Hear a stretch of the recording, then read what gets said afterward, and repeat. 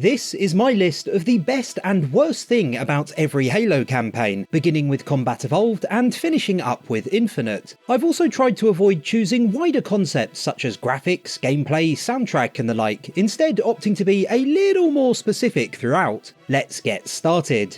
In my recent Halo Combat Evolved retrospective, hit the card on screen now to have a look-see at that, I highlighted the game's scale and accompanying sense of wonder as one of its unique selling points. Going one further, I think it's probably the most unique of them all, and the best thing about the game as a whole. Starting with a view of the titular ring from space, you might be disappointed to find that Halo's campaign kicks off with the Pillar of Autumn, a bog-standard corridor shooter affair, but then you crash land on Halo and take your first tentative steps out into a strange new world, with the rest of the ring jutting out into the sky and natural green plains disturbed by artificial structures, remnants of a civilization long past. Soon enough, you'll also explore the jagged cliffsides of Truth and Reconciliation, the silent cartographer's tropical island, the snowy surrounds of Assault on the Control Room, and many more. Particularly during the game's first half, every time you start to wonder whether Bungie has run out of captivating new backdrops for you to feast your eyes on, they introduce another, and another, and another. What momentarily threatened to be a narrow experience early on quickly blossoms into something big, beautiful and vast, as a mysterious world that evokes feelings of amazement and uncertainty in equal measure unfurls ahead of you. It's a remarkable combination of atmosphere and aesthetic which leaves me aghast even in the present.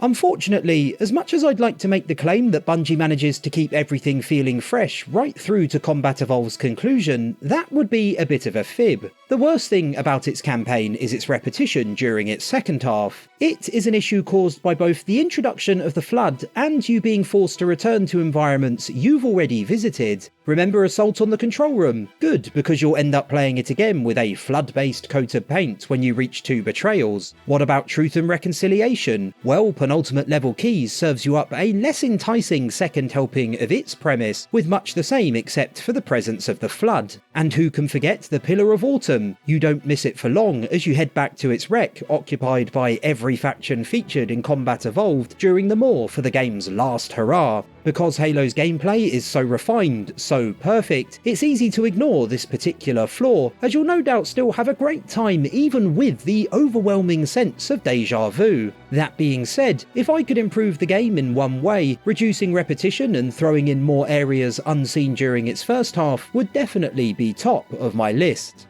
When I first played Halo 2 back in 2004, the trio of Cairo Station, Outskirts and Metropolis, and their healthy doses of Master Chief focused action left me sufficiently enthralled and ready for more. But then there was an unexpected transition. Just when I'd really found a rhythm and was itching to gun down more Covenant, all of a sudden I was playing as one of them instead. I wasn't at all enamoured with the idea at the time, and while I still think the Arbiter's levels tend to be the weaker parts of Halo 2's campaign gameplay-wise, on the story side of things, the tale of his redemption is the best thing about the game. Punished for his failure to prevent the destruction of Installation 04 during the events of Combat Evolved, what starts with a suicide mission leads to the Arbiter's eventual realisation that everything he believed was wrong, to the extent that he even attempts to convince Brute Chieftain Tartarus and others to defect with him. While there were a huge number of dissatisfied customers around the time of Halo 2's launch because of the Arbiter, opinions softened considerably fairly quickly after, in large part, I think, because his story is so well written. There is also an added benefit to time spent with the Arbiter, and that is the inner workings of the Covenant and the Prophet's machinations also being laid bare at the same time. It turned a formerly one-dimensional foe into a fascinating adversary. I recently played Halo 2 on Legendary difficulty for the first time in a long time on stream, and while I did enjoy the feelings of satisfaction after getting through basically any encounter, it also reminded me of just how wonky its balancing is. It is the worst thing about Halo 2. Many of you watching will have heard of the infamous Jackal Alley and the snipers who will end you quicker than you can say, "Screw this, I'm going to throw my Xbox out the nearest window." However, that segment is but one entry on a laundry list of sections factions I'm convinced function as some kind of new age torture device for gamers. Even if you're somewhat experienced, you will die, and you will die a lot. And while dying isn't a big deal when playing a game on its hardest difficulty, it is when a lot of those deaths seem decidedly unfair. Most things can kill you extremely quickly indeed, and most things will kill you extremely quickly indeed. You will be exploded, shot, meleeed, and exploded again from seemingly nowhere with alarming regularity, to the point smashing your Halo 2 disc with a hammer soon begins to seem like a completely viable course of action.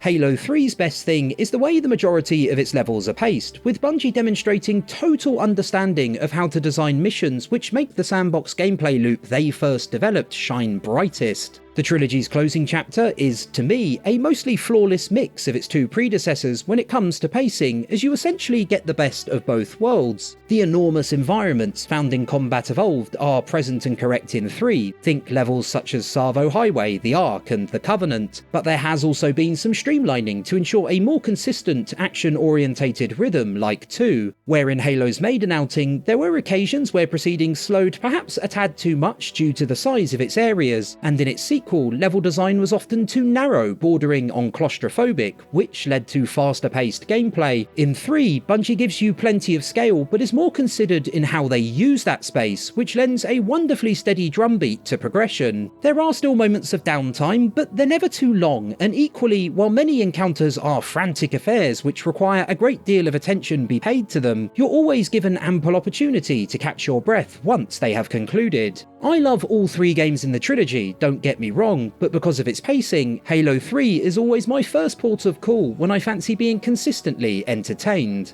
The worst part of Halo 3 is by far and away the inclusion of the constant interruptions by Cortana and the Gravemind. In total, there are 28 of them spread across 7 of the campaign's 9 levels, so unless you decide to stick to only replaying the Ark and Savo Highway, there is no escape. As the screen distorts, your movement slows to a crawl, and you're forced to listen to one of the pair nattering away, and despite there being so many of them, not one comes across as anything other than intensely irritating. You'll likely be sick of them by the time you reach the game's penultimate mission, Cortana, a slog even without any interruptions, and by the time it's concluded, you may well have been reduced to little more than a quivering wreck due to the extreme frustration caused by the staggering number of interludes it includes. What really gets my goat is that these monstrosities are the only times we see Cortana for much of Halo 3, other than the recording of her found at the end of Floodgate, and they are no substitute at all. I cannot think of any words harsh enough to adequately express my extreme displeasure every time one of them occurs. If someone had asked me prior to Halo 3 ODST's release whether I thought a combination of military sci-fi and film noir would work, I'd have probably said no way. In actuality, the decision to blend what you might think are two somewhat conflicting concepts was one of Bungie's most inspired decisions and the best thing about the game. The commitment to film noir can be found in every corner of the campaign. The game's atmosphere is somber and moody, with much of the rookie's portion of the plot unfolding during the dead of night while he explores a city turned ghost town. Non-linear storytelling and flashbacks, both staples of the genre, are utilised to tell the tale of a detective of sorts hunting for clues, a familiar setup also used often in film noir. Even its soundtrack accommodates the shift in tone, with pianos and saxophones used frequently and other elements of jazz music incorporated. ODST was developed by a smaller team with far less of a budget than was available for the games which preceded it, and so there was always a very real risk that it would turn out to be just another Halo, except with no Spartans and less spectacle. Thankfully, the film noir influence, along with several other design decisions, helped make sure it was still a noteworthy entry into the series, regardless of resources. This next one will probably be my most controversial take, or maybe not, but the worst thing about Halo 3 ODST for me is Bungie wasting New Mombassa's potential. Searching the dark and dangerous city streets for clues is at first an exhilarating experience, and the feeling of isolation of being a small fish in a very big pond is like no other. However, once the initial atmospheric luster wears off around halfway through the campaign, it begins to feel bland, and I always find myself thinking about how how much better it could have been. Covenant ships could fly overhead with searchlights you have to avoid. If you choose to fight every Covenant squad you come across, harder and harder groups could start populating the map, incentivizing stealth where possible. Perhaps there could even be the odd civilian holdout you can lend a hand to, which would in turn make a particular sector of the city safer. Those are just a few ideas off the cuff, and I'd have loved to have seen just a few more interesting mechanics integrated into the city to keep it engaging right through to the campaign's conclusion. As it stands, every time I think of ODST's New Mombasa, one of my first thoughts is always of the missed opportunities to create a semi-open world which delivered in every way possible, not just in terms of atmosphere. Considering Halo Reach's status as Bungie's farewell title, it is genuinely impressive how much inventiveness they still managed to bring to the table. That continued ingenuity on display is the best thing about the game's campaign. Honestly, every playthrough comes with a tinge of sadness, and I can't help but feel distinctly disappointed when each comes to an end, as it's clear Bungie still had much more to give. There are so many ways they mix things up during Reach. Telling a big budget story not about Master Chief but about other Spartans, a decision which might have led to disinterest from some, letting you fight alongside those other Spartans as part of a team, introducing new concepts such as Long Night of Solace's space sequence, the freeform randomised objective brilliance of later mission New Alexandria, or the sobering end to Noble Six's journey during Lone Wolf, a battle it's impossible to win. You could even choose your own armour and have it used during the game's cutscenes, a level of campaign personalisation unseen in any Halo title prior. The sheer number of new bits and bobs Bungie managed to pack in here, there and everywhere is astounding, and that we'll never know what weird and wonderful things they might have done next with the series is a crying shame.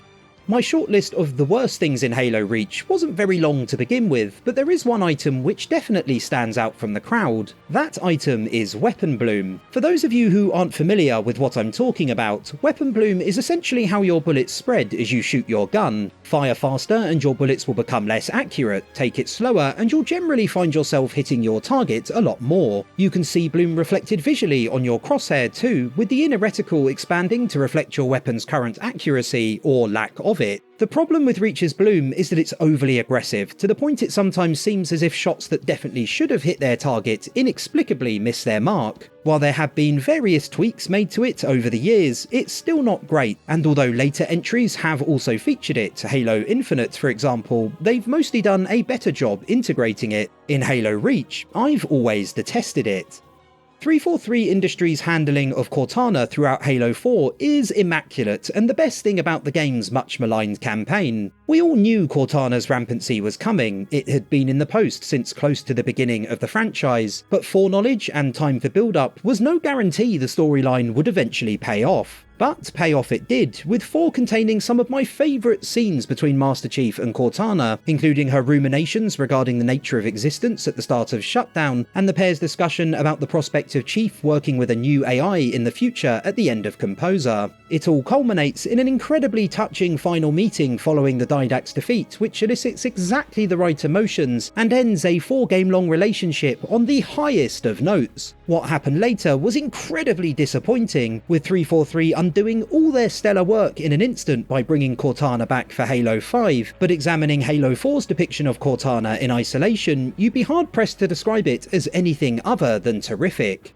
With the Flood finished, at least for the foreseeable future, 343 Industries needed to come up with a new enemy for Halo 4, so that the series' trademark multi-faction firefights didn't become a thing of the past. They didn't do an altogether brilliant job. Although I have several issues with how Halo 4 deviates from the established series formula, the introduction of the Prometheans is the worst of the changes. The Flood are an enemy who divides opinion, as many people hate fighting them as love taking them on, and yet for all the problems some fans have with them, they've always received quite a lot more praise than the Prometheans ever have, which makes for a pretty damning indictment of 343's new faction. While they are certainly a more dynamic enemy than the Flood, they do use basic tactics beyond simply charge at Master Master Chief, they are somehow still much less fun to actually engage. Most Prometheans are bullet sponges, their teleporting all over the shop often feels unfair, and the Watcher's ability to resurrect enemies while also being quite hard to hit in the heat of battle makes them an infuriating foe to tackle. They also lack any real personality and have little interesting backstory, which ultimately means that along with them being uninspired at best in gameplay terms, it's hard to get attached to them from a story perspective either.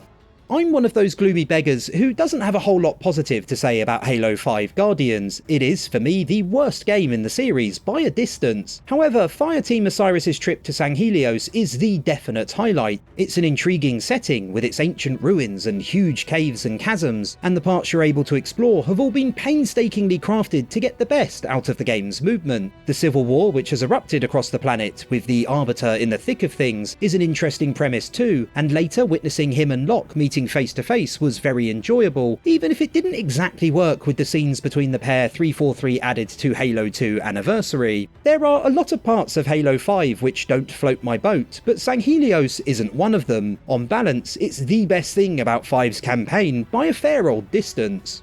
The worst thing about Halo 5 is 343's decision not to properly follow up on the story set up during the game's pre-release Hunt the Truth promotional material. Introducing new Spartan Locke, it looked as though a lot of 5 was going to be centred on hunting down Master Chief for crimes he may or may not have committed. There are two trailers I particularly enjoy, one showing Locke about to dispatch Master Chief and another showing Chief about to put an end to Locke in similar circumstances, with it not being clear whether one or both depicted real events. An ARG and episodic podcast content was also used to promote the concept, with hours and hours of audio logs created for fans to listen to. It was a genuinely amazing marketing campaign. Then we got to the game itself, and none of it was really present. For the first third of the story, Locke is hunting down Chief, and they do eventually meet and have a really underwhelming fistfight, but the shades of grey Hunt the Truth introduced aren't anywhere to be seen, with little else matching what's featured in 5 either. It's one of the biggest disconnects between a big budget game's marketing and its actual content I've ever seen.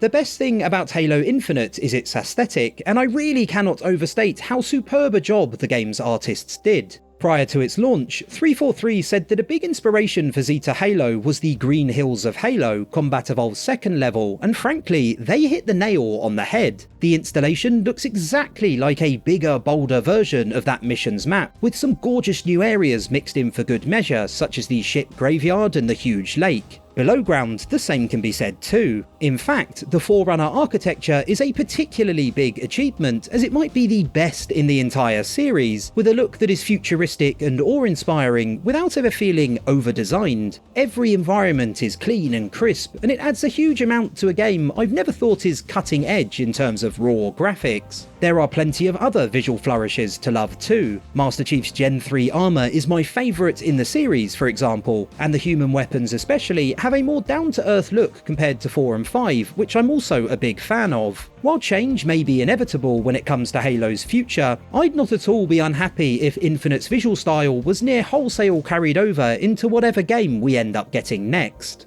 Stepping out into Infinite's open world of Zeta Halo, I must confess I did feel a few of the same goosebumps as those I experienced when starting to explore Installation 04 for the first time some 20 years prior. For a time, my renewed vigour remained too, as I ran and drove and grappled my way across the map, capturing fobs, rescuing marines, eliminating high-value targets, and clearing outposts. It doesn't take long though before you soon realise that once you've seen a few of the different offerings littered across Infinite's map, you've practically seen them all, and that lack of imagination, that open world repetition, is the worst thing about the game. Sure, the terrain might change and the groups of enemies encountered may differ from time to time, but all of the side missions at their core are very similar to one another. Despite being a rather vocal opponent of the series jumping on the open world bandwagon prior to the game's release, I was perfectly happy to be proven wrong if 343 was able to avoid all the usual trends. Indeed, I could really see the potential if the transition from linear to something more freeform was handled with a great deal of care.